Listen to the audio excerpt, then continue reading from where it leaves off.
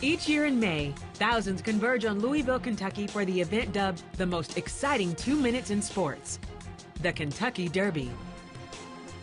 After the excitement fades and the fans leave, the Bluegrass State remains home to one of the largest horse populations in the country.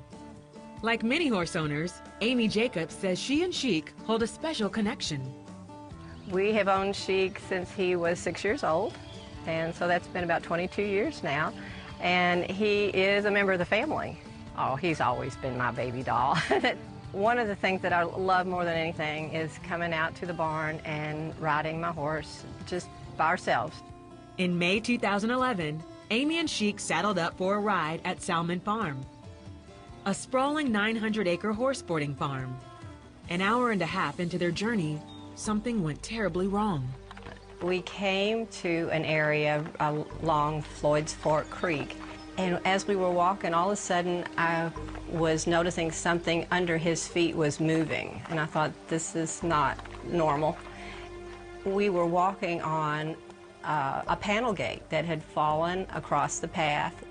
The piece of metal normally used to contain livestock lay hidden in the weeds.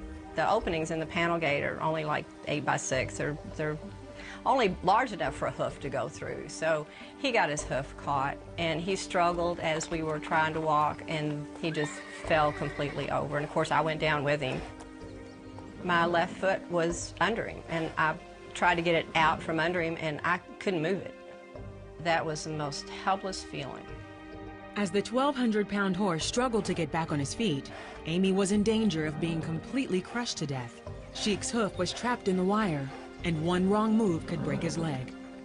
His massive body weight smothered Amy's entire left leg, which after several hours could lead to severe nerve damage. I can remember saying a very short prayer, and I didn't say it out loud, but I thought to myself, God, it's all up to you now. I just was in the woods by myself, where no one knew where I was, where I couldn't yell to someone to help me. So it was just Chic and me, and I knew God had to help us. Although Amy was stranded in the woods, she saw that her cell phone still had a signal and immediately called for help. I called my family, no answer. About the fourth phone call I made was to Tim, and his wife's family owns the farm. He answered the phone. Even though he was out of state, he could get in contact with people that could help me.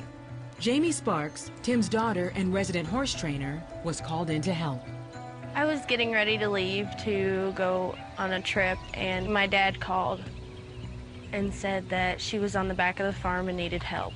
She came around behind me and put her arms under my arms, raked me out from under the horse. Right as she tried to stand up again, the feeling came back in my leg. It had been numb for about 30 minutes. When I pulled her out, I told her to, lay on Chic's head and, keep him calm, because horses, can stress out and, eventually die if they're too stressed. Soon, more help arrived. It looked pretty serious to me. Yeah, the horse was pretty calm, but if the horse had started kicking a lot, it could have really done some damage on the leg. So I had to kneel down and on my knees and then use the bolt cutters to just cut around the horse's leg and make an opening so it could pull his leg free. As soon as Chic was cut loose from the panel gate, he jumped to his feet again, virtually unharmed. God definitely saved me and Chic that day. Neither one of us limped, neither one of us went to the doctor, neither one of us had any lasting problems. He went back out to the field to graze, business as usual.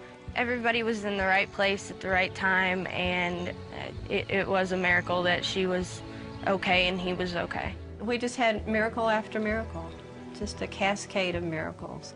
God gave me peace, and God made sure that Chic didn't panic. God can make a donkey talk. God can make a saddlebred lay still for a few minutes. To answer my prayer that shows how much God loves me, He answers prayer. And I'm glad He answered that one that day.